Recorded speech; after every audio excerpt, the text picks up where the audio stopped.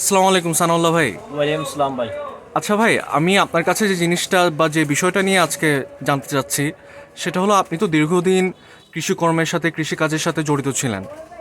তো ওই সময়টাতে আপনি আপনার অভিজ্ঞতা থেকে আমাদের সাথে যদি একটু শেয়ার করতেন কাইন্ডলি, যে আমরা আমাদের আগামীর যে বাংলাদেশ, সেই বাংলাদেশে যেহেতু আমরা একটা কৃষি প্রধান দেশ, এবং এই কৃষি প্রধান দেশে আমাদের দিনকে দিন মানুষজন সময়ের সাথে ওই সহায়তা না পাওয়ার কারণে কৃষিক্ষেত্রটা অনেকটা সংকুচিত হয়ে গেছে। কিসের তা করছে? হ্যাঁ, পিছিয়ে পড়ছে। তো আমি জানতে চাচ্ছি যে আসলে আপনি আপনার অভিজ্ঞতা থেকে, আপনি আপনার কর্ম দক্ষতা থেকে, এ কর্মজ্ঞান থেকে আপনি কি শিখেছেন, কি উপলব্ধি করেছেন, এবং আপনি কি মেসেজটা দিতে চাচ্ছেন? হ্যাঁ, আমি মেসেজ দিতে চাচ্ছি যে 18 কোটি মানুষকে একসাথে করে কাজকে সময়কে ভাগ করে বিন্যাস করে মানুষকে সরকারের সাথে একসাথে দেশকে গড়ে তোলার জন্য সবাই একসাথে কাজ করতে হবে।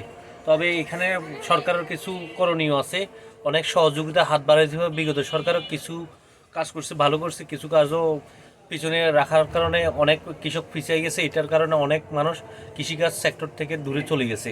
ওই কারণে আমাদের এখন কৃষিকাজের এগুলা অনেক হুমকির মুখে পড়তেছে।